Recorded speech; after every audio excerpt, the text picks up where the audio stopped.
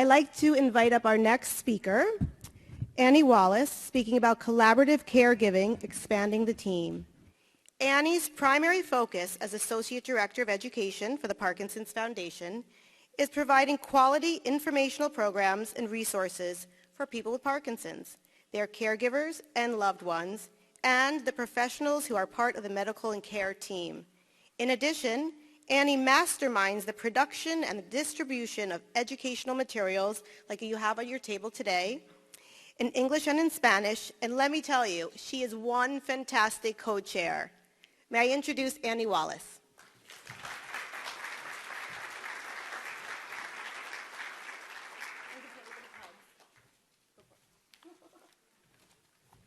Hello, everyone. I'm so excited that you're all here and that I get to talk to you about this. All right, so today I'll be talking to you all about caregiving as a team sport. There are so many caregivers, and I'm sure many of them are watching in, who feel they have to carry all of the weight of caregiving, that it is their duty to do so as a spouse or as a child or whatever that role is that you have with your loved one with Parkinson's. You feel it's necessary for you to carry the brunt of the weight. And the reality is, even if you're just bringing people in to spot you as you're carrying the weight, people to stand with you and cheer you on as you're carrying the weight, that it's so important to be surrounded by people who are able to chip in and cheer you on and help in ways that make sense given your situation. So we're going to talk today about ways that you can think about the people in your life and bring them in to help in ways that make sense for everyone involved. And you may be wondering, why shake it up? Why should I bother? Why should I worry about bringing people into the team? So there are two key reasons that I hope you will all consider bringing some other folks in on the caregiving. The first is caregiver burnout. And I don't know if you're all familiar with that phrase, but caregiver burnout is a state of physical, emotional, and mental exhaustion that may be accompanied by a change in attitude from positive and caring to negative and unconcerned. So caregivers who are burnt out may experience fatigue, stress, anxiety, and depression. I'm sure many of you have had burnout days. Even if it may come and go, but it can become very challenging to have that empathy for your loved one and see them the same way that you have throughout your entire relationship when you hit this point of burnout. And we want to help you avoid that for yourself and for your loved one. So thinking about setting up good patterns makes a huge difference. And the other key piece is allowing family and friends the joys of caregiving. Yes, caregiving is challenging and sometimes exhausting and just feels like what's necessary, but it also can be rewarding and can really make you feel closer to your loved one. So we're going to go through 5 steps that I hope you all will keep in mind and go through, whether today or at another time, to really work on bringing others into the care team. So the first thing that you'll do is to really just sit down and write down everyone who could possibly help in any way. Think about family and neighbors. Remember that just because you write them down on your list doesn't mean they'll be picked for the team, so don't rule anyone out.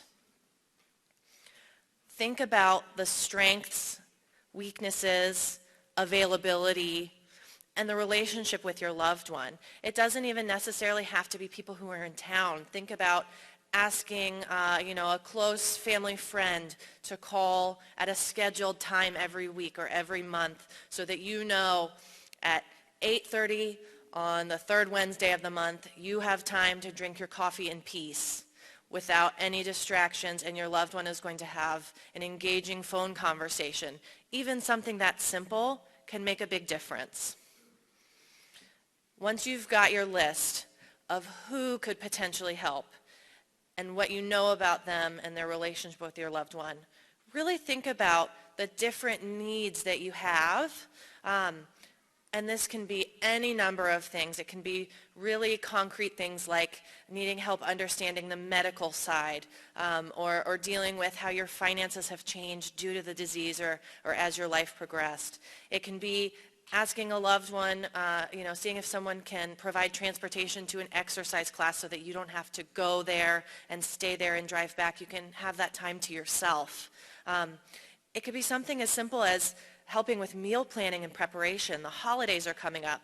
Think about asking your loved ones to get you a gift of a meal planning service so that that is taken off your plate. Household chores, anything that gives you time, whatever it may be, so that you can carve out some time for yourself, you can take something off of your plate. And then this step, you'll take a look from one to the other between your lists. Look at overlap between strengths and need. Think about the amount of time that it might take, and think about the availability of your helpers, and think about who might be a good fit. We do have a really fabulous page where you can list out exactly who you're going to ask to do what and the time commitment in our Caring and Coping book, which is not quite yet available in Spanish, but will be soon.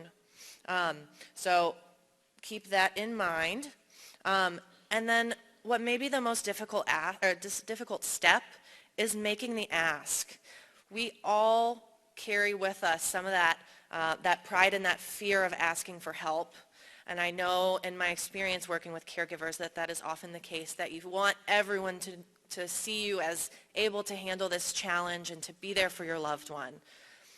But I want you to think about different ways that you can make that ask, ways that can make you a little more comfortable. It doesn't have to be face-to-face looking them in the eye saying, I need help. It can be a simple email or a written note that says, hey, I think if you had this time with our loved one, that could be really special to them and special to you, and also helpful to me. So think about how you frame the ask and have a concrete plan before you do so that you feel comfortable and they feel comfortable. And keep in mind that if you've done all of this planning and thought about strengths versus needs, you're going to be able to say, I know that you're good at this, or I know that, this relationship could benefit from this. So I was hoping you could help in this way. And people don't usually say no unless there's a real reason. And if they do, then you move on to the next person in your list.